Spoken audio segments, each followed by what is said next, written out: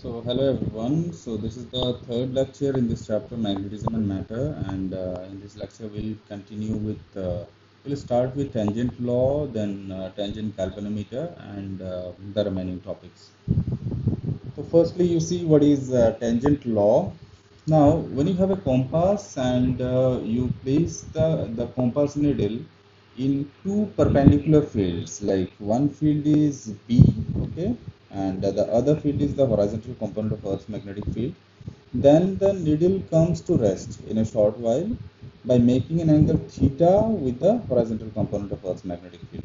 So when this equilibrium condition is obtained, then the needle makes an angle theta, and under that condition, under equilibrium condition, what you see is that we see B by BH, or if you see this diagram, you'll notice that tan theta equal to perpendicular by base, right? So perpendicular is B and base is like BH. Okay, this is the perpendicular tan theta, this is the perpendicular, this is what B, this length is B, and by base is this BH is the base. So from here you get B equals to BH, B equals to BH tan theta. Okay, so this is your tangent law. We will be using this law in the tangent galvanometer next. Okay. So what is a tangent galvanometer? Tangent galvanometer, you use tangent galvanometer to measure electric current. Okay, it is based on tangent law. Now in this galvanometer you have a coil. You'll have a coil, and the coil is say having n turns, and it is when it carries a current I, then the magnetic field at the center of the coil of a circular coil, what we know, it is like B is equal to mu naught I by twice R, but if it has n number of turns, then mu naught Ni by twice R, capital R being the radius. Okay. So since this satisfies tangent law, therefore we'll be using the relation B equal to BH tan theta, and the relation for B will be, because this is the magnetic field at the center of the coil, right, and that will be mu naught Ni divided by 2R equal to BH tan theta. Okay, so from here you get I equals to 2RBH tan theta divided by n mu naught or mu naught n. Clear? So here you see this is a constant which you call as reduction factor, right? So I equals to k tan theta. This will be your relation. Okay. Here k is equal to what? 2RBH divided by n mu naught. This constant is called reduction factor. You refer to the notes. It is written over there. Now here I is proportional to theta, right? So because tan 0 is 0, okay, and tan theta, as you approach towards higher values for theta, you have increasing values in tangent, right, in tan thetas. So therefore you can say that as theta is more, then the current will be more in the coil, in the galvanometer. Okay, as deflection is more, the current will be more. So that is about your tangent galvanometer. After that we have vibration magnetometer.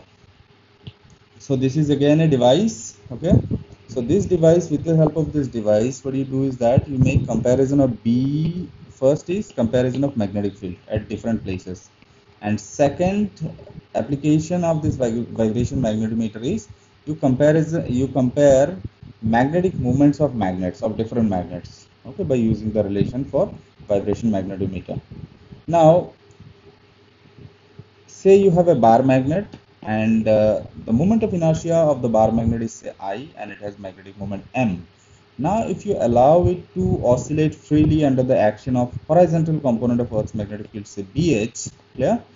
Under that condition, it oscillates with the time period t equal to 2 pi square root of I by MBH.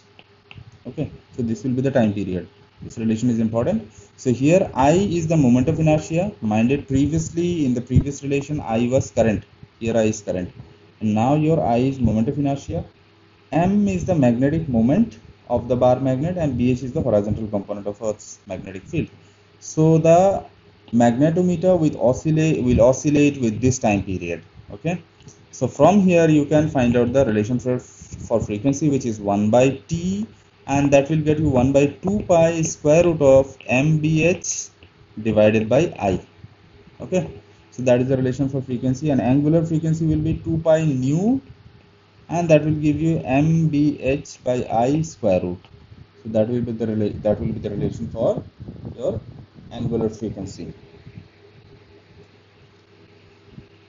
Okay, now we have Gauss law in magnetism. So you studied Gauss law in electricity.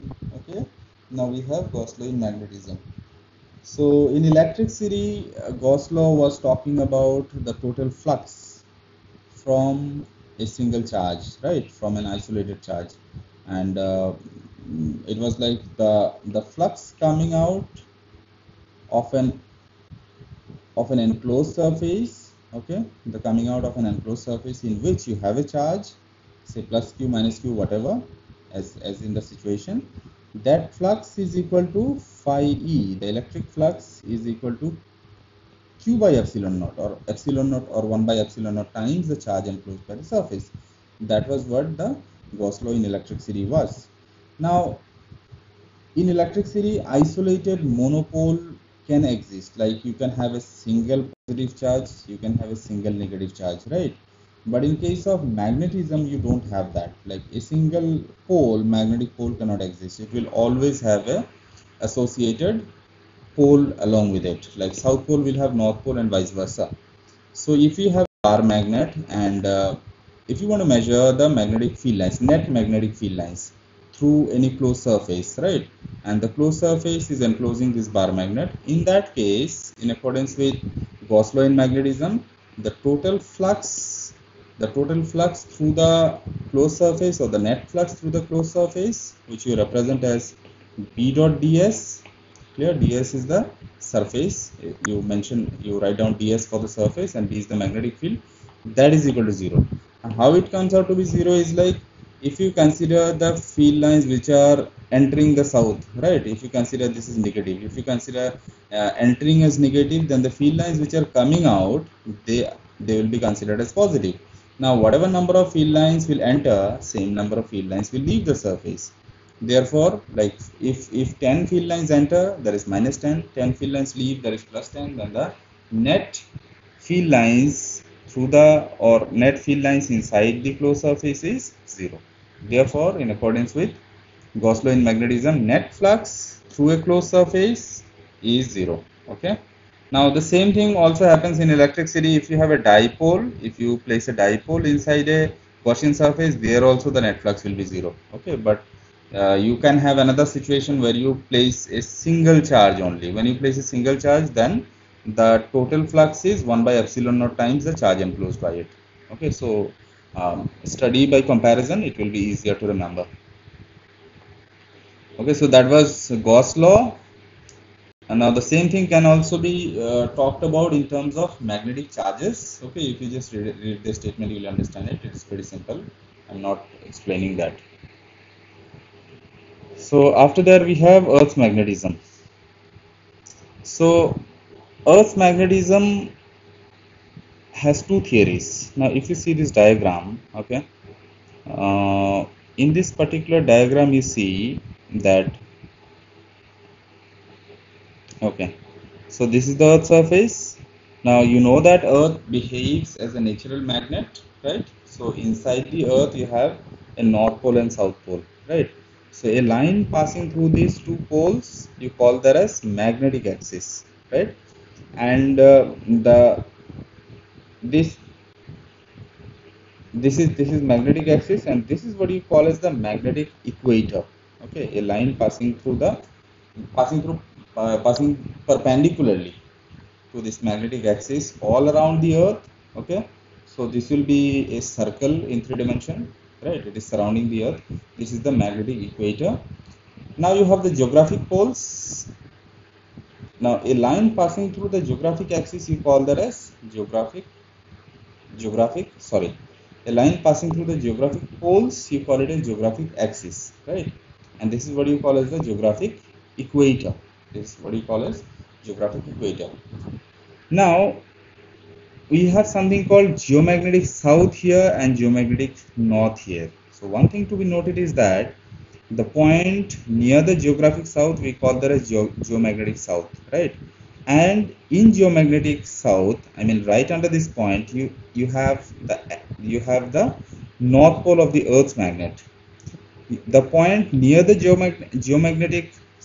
point near the geographic north, you call it as geomagnetic north, and right under it you have the south pole of the Earth's magnet.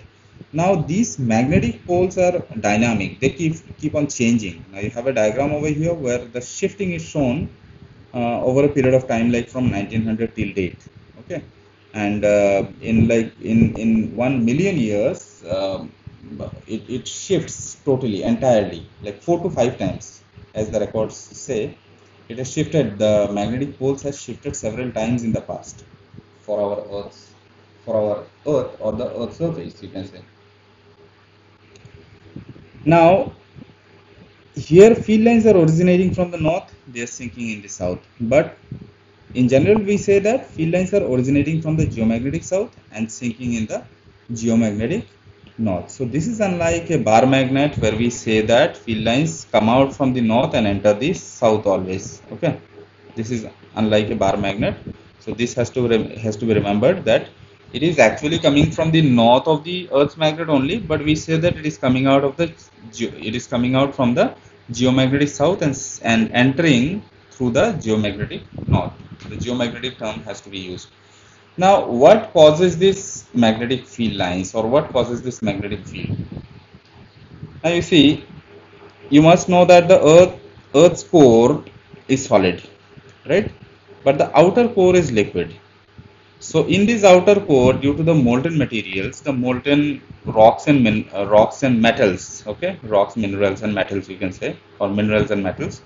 So which are mostly iron and nickel. Okay, they constitute a current because of the rotation of the Earth. Now you have some molten materials over here, and the Earth keeps on rotating. There will be a relative motion of this molten material with the rotation of the Earth. Now that constitutes an electric current. Okay, so this electric current, if the current direction is, say, from this side to this side, okay, it is going this way, current direction, then you apply the right hand thumb rule, you will see that the thumb is pointing towards the downward direction. Okay, so the magnetic field lines come out from this and they enter through this. Okay, so this is one theory which you call as dynamo effect. You call this phenomena as dynamo effect. So this is one theory which explains the origin of the Earth's magnetic field. Another theory is there which tells in connection with the ionosphere layer. Now you know that ionosphere layer is typically from a range of 50 kilometer to a range of 900 kilometer. The temperature is very high on the scale of 500, 700 or 1000 Kelvin. So their atoms break down into ions and lots of free electrons are present over there in the layer ionosphere.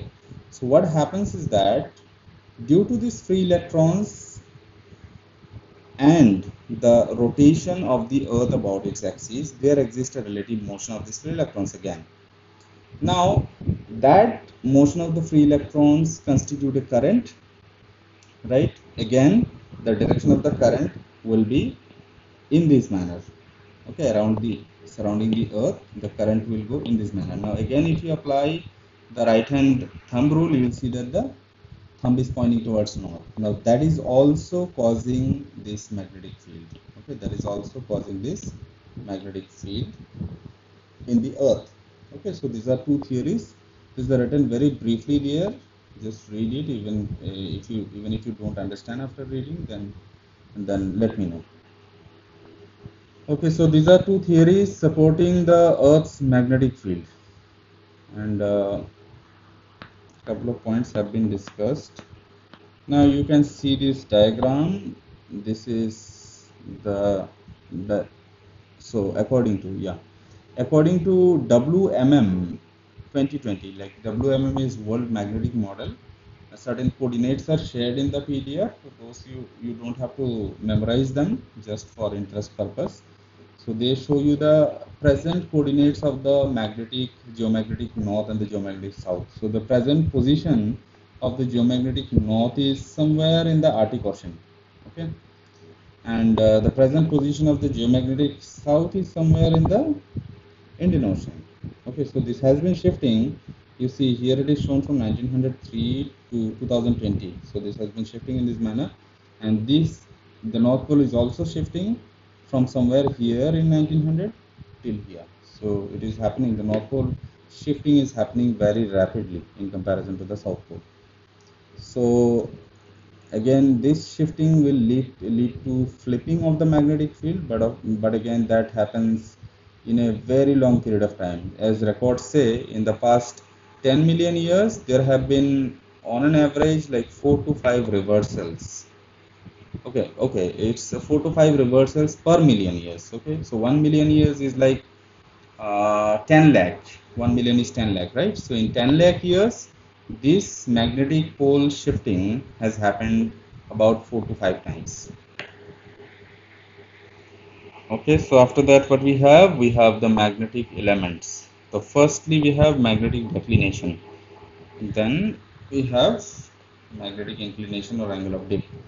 So you see, to understand magnetic declination, we have something called as geographic meridian and magnetic meridian. Now we talked about geographic and magnetic axis here in this diagram, right?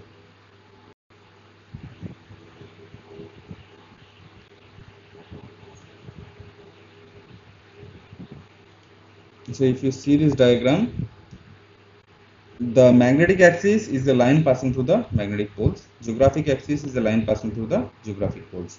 Now if you consider a plane passing through this magnetic axis, plane passing vertically through this magnetic axis, you will call that as magnetic meridian. A plane passing through the geographic axis, you will call that as geographic meridian. So the diagram is shown over here. Okay, so this is one plane and this is the other plane. This is the other plane, back side. Now we will be talking about these two lines. Okay, AD and AD prime. Okay, AD, you see, AD is directed along the magnetic pole. Okay, here the magnetic pole of the earth will be located. Here the geographic pole. In D prime, the geographic pole of the earth will be located. So if you see this diagram on the left, okay, so for a certain point, you see this A point will be like for various locations. For Itanagar it will be one location, for Guwahati it will be a different location, for New Delhi it will be a different location. Okay, so accordingly this theta value will vary, the declination angle will vary. Now you say this particular point here, this is the point A and this is the point D. Okay, so this is along the magnetic geomagnetic north. Now this particular line that you see in the, that I have shown in yellow, this is your AD in this diagram, and this particular line which is along the geographic north pole, this is your AD prime. Now the angle in between these two, the angle in between these two lines, this is what is your theta, which you call as magnetic declination. Okay, so you can see this declination in this second diagram also. Say for this particular point, I'll use a different color. So for this particular point, this yellow line is pointing towards the geographic north and the red line is pointing towards the geographic south, sorry, towards the geomagnetic north, and then the angle between these two is your declination. Similarly, for this point, you see the angle is gradually falling. Okay, so these are what you call as magnetic declination. Now we come to magnetic inclination. So magnetic inclination is more simple to measure. Now you see, if this is the earth or the globe, right? So here, if you live at the equator, say, you'll be standing in this manner. Yes, but we don't understand that. If you live at the geographic south pole or the geomagnetic south pole, then you'll be standing this way. Just think about it. Okay, because we are held on the earth's surface by gravity, and whether the earth is reverse, is flipped, or it is straight, we do not understand actually, because what we call as up and down, right, this up thing and down thing, this is only relative to our surrounding, right? in the universe, there is, in the entire universe, it is so vast, there is no up, there is no down, right? So if you live here on the top of the earth, say, as we are saying it as top, okay? So if you live here, then you'll be standing this way. If you live here, you'll be standing this way. Just think about it. This could be something new for you. And if you live here, because earth is continuously rotating, right? And the Milky Way is also moving, the solar system is also moving, so we never know whether we are in inverted order or we are in straight order, because the way we are held by gravity to the earth's surface, we don't really understand that. So in simple terms, now if you have understood this, say you live at the equator, then for you this is the horizontal, this will be the horizontal, yes. Now you see that the magnetic field lines, they are going from this end to this end, then the magnetic field lines are going this way, right? So this is parallel to the earth's horizontal, so your theta value is 0 here. So you say that angle of dip is 0 at the poles, sorry, at the equator. Similarly here also, if you live here, for you horizontal is this, and the field lines are going that way, so the field lines are going this way, so this is parallel to the earth's horizontal. So again theta value is 0 degree. But if you notice these points, the polar points, right? If you live here, for you the earth's horizontal is this, okay? Now these field lines are going and entering this way. So now if you place a compass here, the compass will show you direction downwards. Yes. Now these field lines and this horizontal, they are making angle 90 degree with each other. So theta is 90 here. The angle of dip, it should not be theta, right? It should be del. Okay. Del should be 90 degree here. Okay. Del should be 90 degree here. Del should be 0 degree here. Okay, therefore we say that angle of dip del is equal to 0 degree at equator, del equal to 90 degree at poles. I hope this is clear. Now we go back to that previous diagram again. This was horizontal component of Earth's magnetic field, right? So a point which you take perpendicular to that and direct it towards the center of the earth, that will be the vertical component. Yes. So if this is horizontal component, say in this diagram again, if this particular point is the horizontal component, or in this diagram, say if this is horizontal, then a line which will go from this point, right, and it will enter straight way inside the earth towards the center of the earth, that you will call as the vertical component. Yes, I mean, you can say like the place where you are standing right now, if you start considering a point from the place, from the location right under your feet towards the center of the earth, that will be vertical. Yes, and the line which is going along the earth's surface, that will be horizontal. Okay, so now you understand what is the horizontal component and vertical component. Now if this is vertical component, this is directed towards the earth's surface, this is the horizontal component, then this is your angle del, which we call as angle of dip or inclination, because it is the angle made by the horizontal component of Earth's magnetic field with the resultant of the Earth's magnetic field. Okay, if you go in accordance with the definition.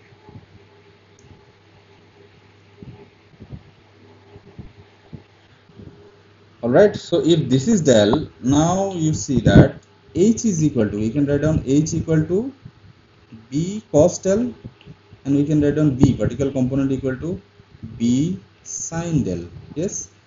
Now we will find the value of them at poles. You see the magnetic field at the poles is purely vertical.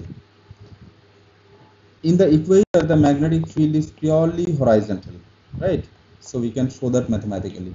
At poles, your del value was 90 degree. So H value is B cos 90. B cos 90 is 0. And B value is B sin 90. Sin 90 is 1. Therefore, B value is your B.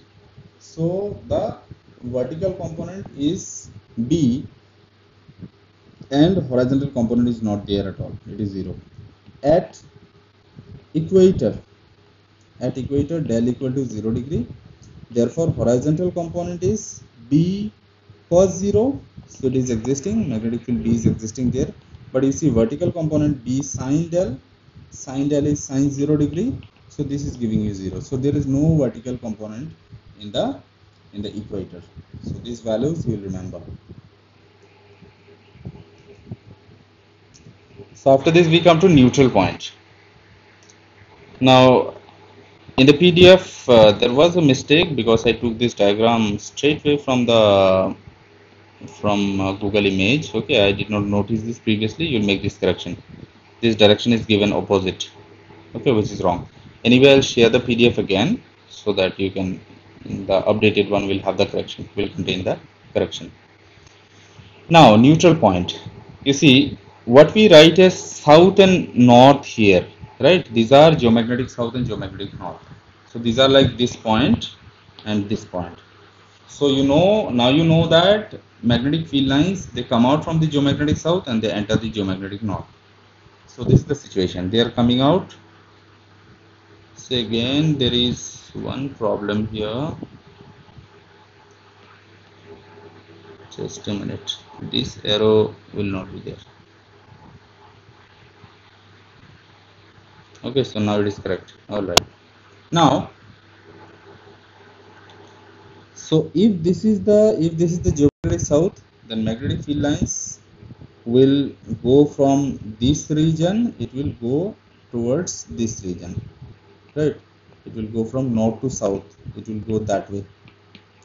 Now, when you place a bar magnet here, for the bar magnet, the field lines will go from north to south in this manner. Right? You can see the arrow.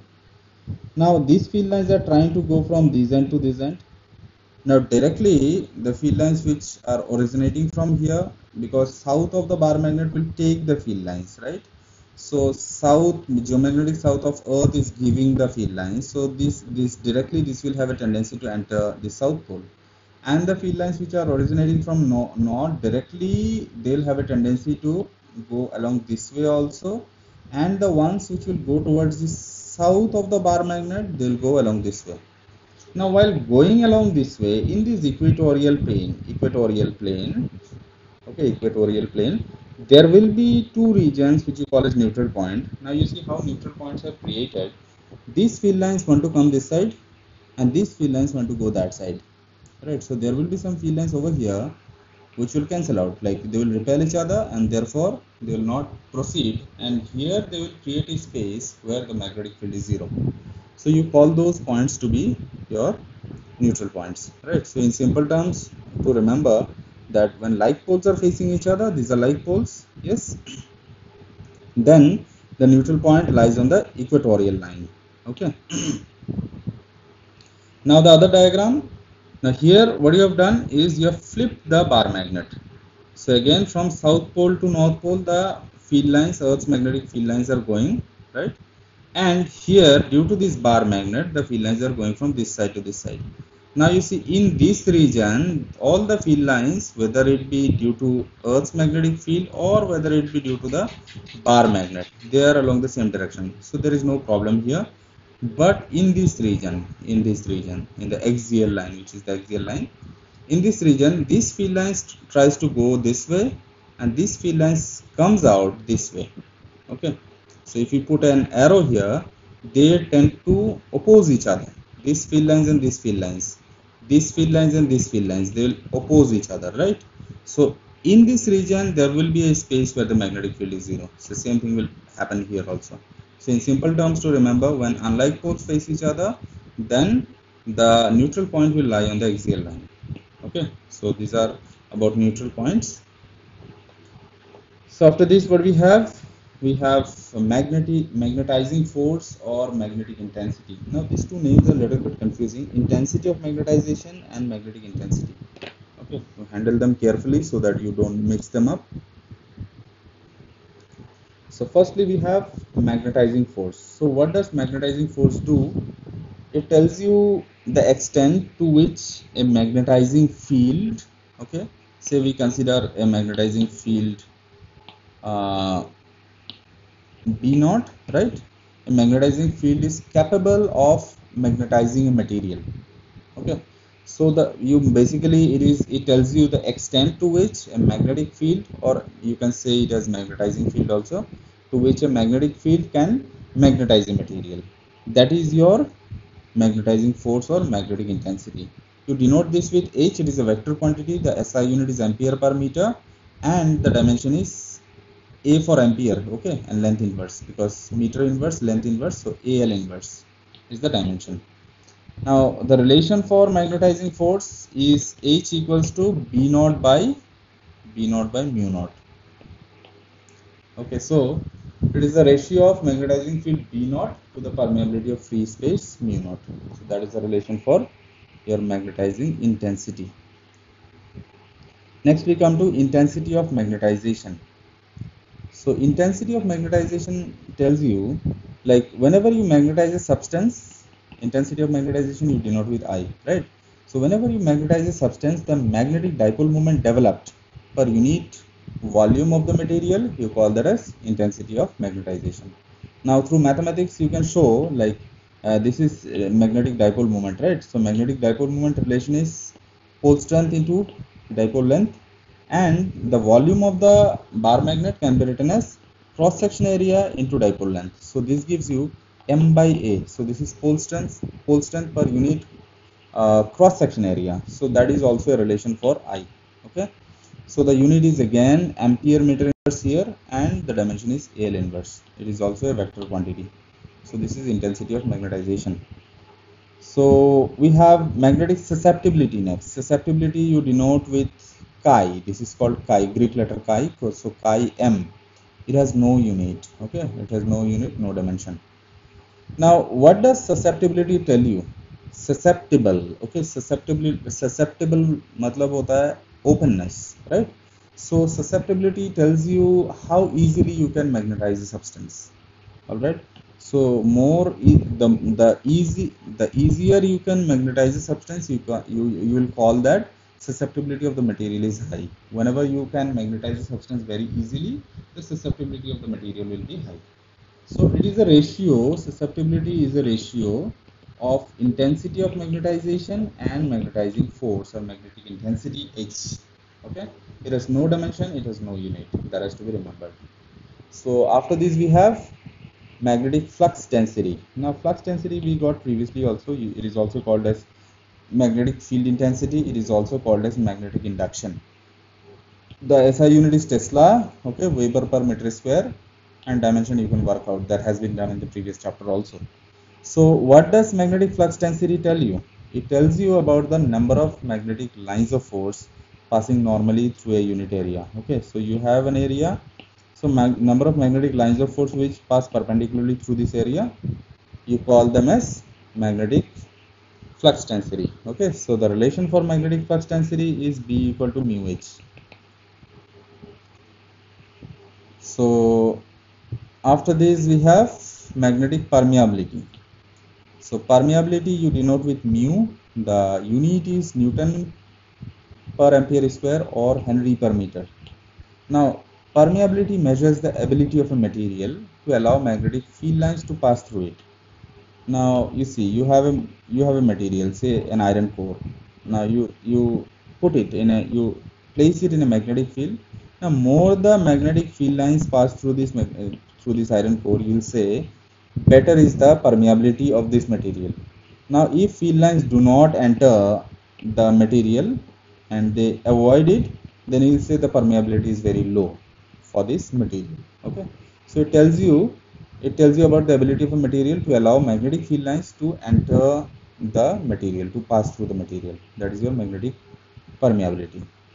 Okay, so magnetic permeability relation that can be taken from the previous this relation.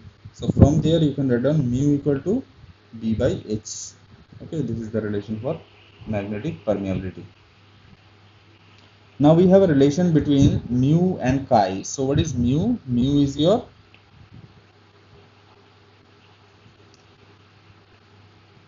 mu and chi. So mu is your permeability and susceptibility.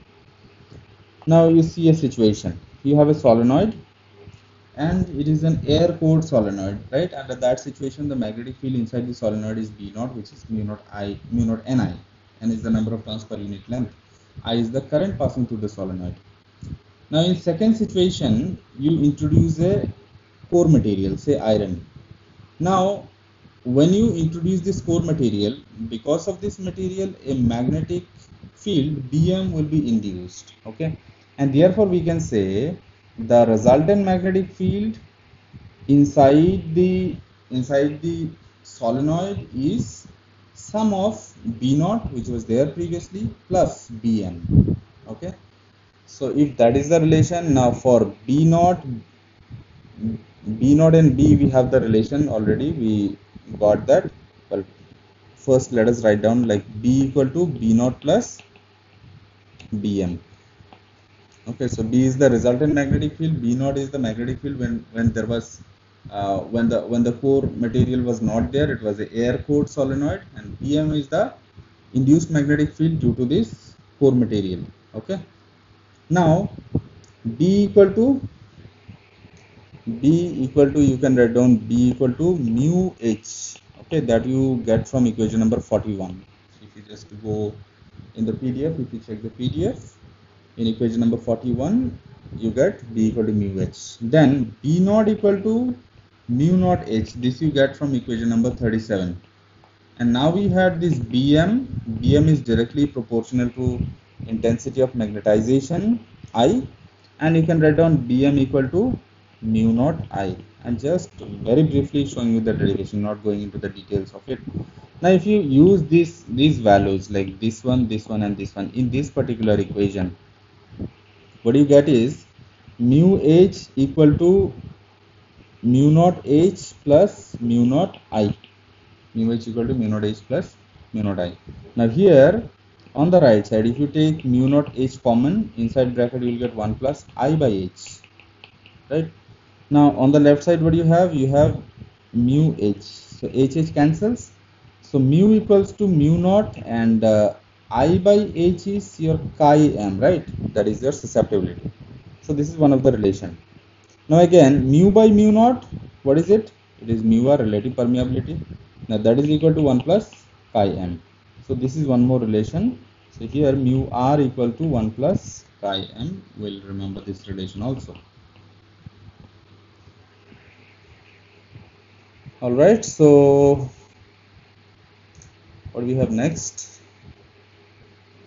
Magnetic materials.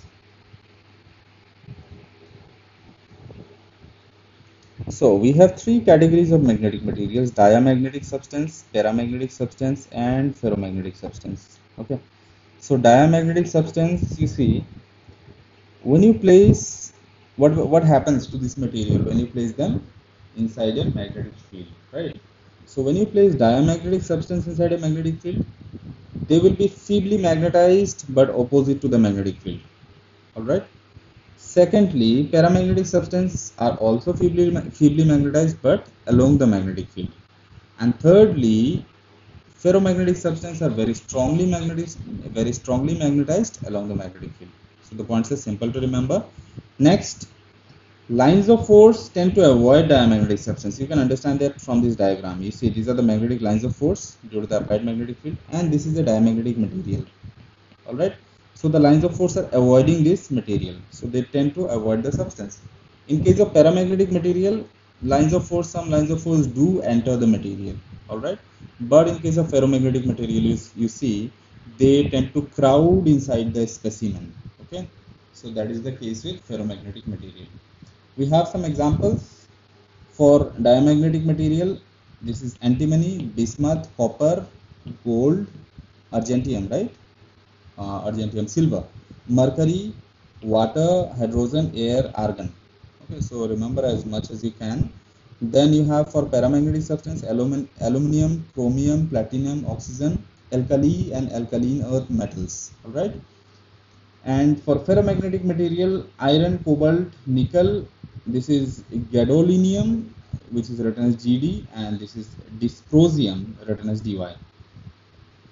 Now, intensity of magnetization, so that was your magnetic moment developed per unit volume, right? So no magnetic moment is developed. All right, so this is negative in case of diamagnetic substance. This is positive in case of paramagnetic, but highly positive in case of ferromagnetic. Susceptibility, they don't allow because susceptibility measures what? It tells you how easily you can magnetize a substance. Now you cannot magnetize a diamagnetic substance, so susceptibility is negative. It is positive in case of paramagnetic and highly positive in case of ferromagnetic. Permeability, it doesn't allow, because permeability measures the ability of a material to allow magnetic field lines to pass through it, right? So permeability, you see, less than 1, it doesn't allow magnetic field lines to pass through it. It is greater than 1, and this is highly greater than 1, much greater than 1. Okay, so therefore these magnetic field lines were crowding inside the material. Then we have temperature dependence. So you see, temperature do not affect diamagnetic material. They do not depend on T. They do affect. So temperature dependence of paramagnetic material is like the susceptibility of paramagnetic material. It depends inversely on T. Now this is a relation which we call as Curie's law. Remember, we have numericals based on Curie's law. Okay, so this is the formula. So susceptibility inversely proportional to T is Curie's law. Now, what happens when you heat paramagnetic material? They lose the magnetic property. They lose magnetism. Next, you have ferromagnetic material. You heat them. What happens? You have a certain temperature called Curie temperature. At that temperature, this ferromagnetic material will become paramagnetic substance. Okay, so the graphical representation is like this. Now, in case of diamagnetic material, since they do not depend on temperature, you see temperature is rising, but the material susceptibility is remaining same. But here material susceptibility is falling with the rising temperature, and here beyond Curie temperature the susceptibility is falling. That means they will become paramagnetic. Okay, so this is about magnetic materials. And then we have hysteresis. So what is hysteresis? You see, now we have magnetic induction B vector and we have magnetic intensity H vector. So hysteresis is the lag of B vector behind H vector. Okay, whenever you magnetize and demagnetize a substance. All right, so that we'll understand with the help of this graph. All right, now before that we have something called retentivity. This is also called remanence, or you also call it as residual magnetism. And we have something called coercivity. Okay, so what are this retentivity and coercivity? Now whenever you magnetize a substance, all right, by applying H, there is a magnetizing force, and then you make H 0. Okay, so this is like value of B at H equal to 0. Like whenever you put the magnetizing force as 0, then if the material or if the substance still holds some magnetism, holds some magnetic field, all right, then you will say that it has retained some magnetism. All right, so you call that as residual magnetism. Now coercivity does what? Coercivity, mathematically you write down, it is the value of H at B equal to 0. Now to make the residual magnetism 0, whatever reverse magnetizing force you need, you call that as coercivity. So coercivity erases the residual magnetism. For that, whatever H value is required, you call that as coercivity. Okay, I hope this is clear. Retentivity is what magnetism is held when magnetizing force is 0. Coercivity is what reverse magnetizing force you require to make that residual magnetism 0. Now let's see that with the help of a graph. So you have a material and initially we start from O origin. Okay, so you start increasing the value of H, and let me change the color. Yeah, you start increasing the value of H, and therefore the material is getting magnetized. You reach up to A, all right, and then you have a certain corresponding value of B, magnetic induction. Now you want to demagnetize the substance entirely. Okay, now you have magnetized the substance because you have some non-zero value for B, therefore you have magnetized the substance by applying the value for H or by applying magnetizing force, right? So if you want to demagnetize the substance, what you have to do is that you have to start reducing the value of H from here till 0 again.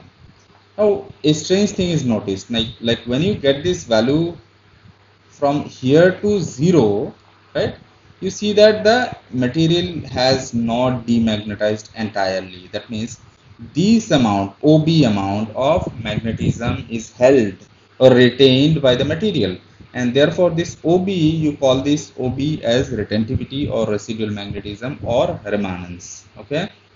Now if you want to reduce this residual magnetism to 0, what you have to do is that you have to apply a negative value for H. That is, H is applied, magnetizing force is applied in the reverse direction.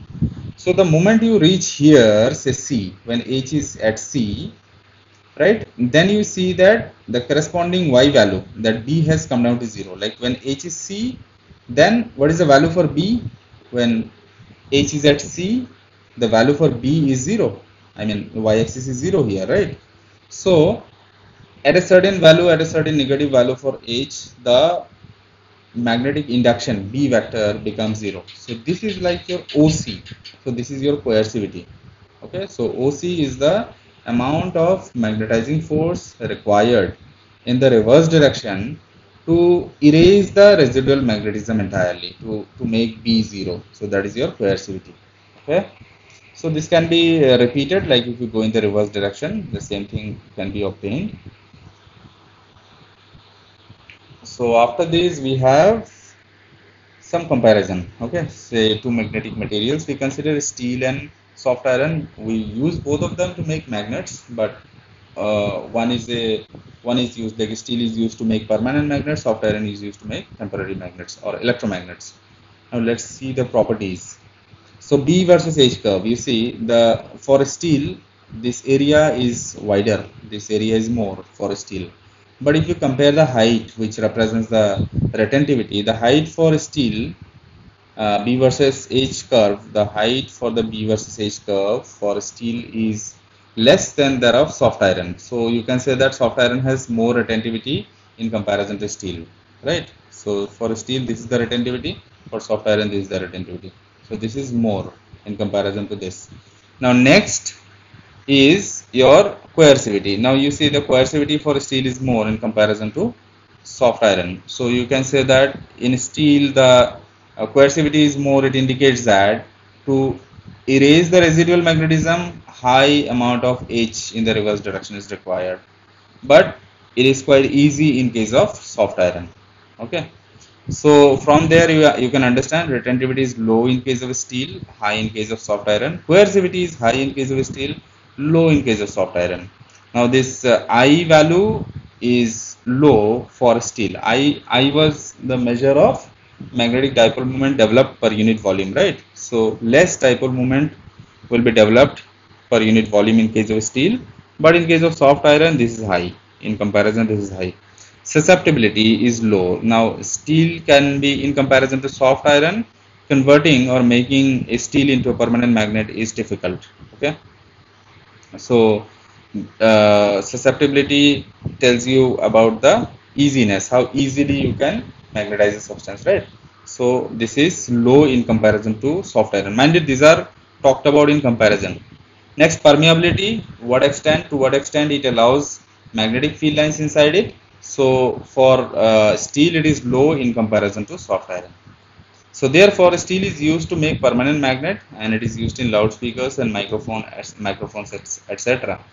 But soft iron is used for making electromagnet. This is used in dynamo, this is used in transformer and generator cores etc. Okay, I am not writing these down, like these are presented in a table properly, so you can go through and just explaining the points.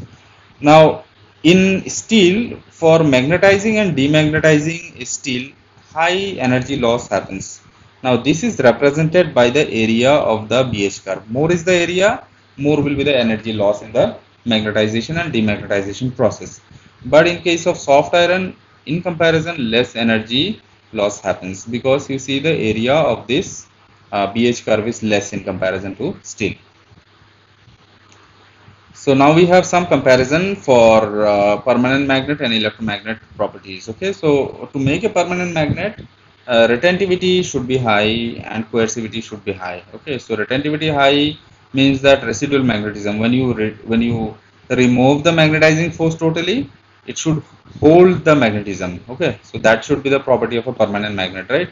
Again, removing the residual magnetism should be very difficult, and therefore your coercivity should also be high in case of permanent magnet.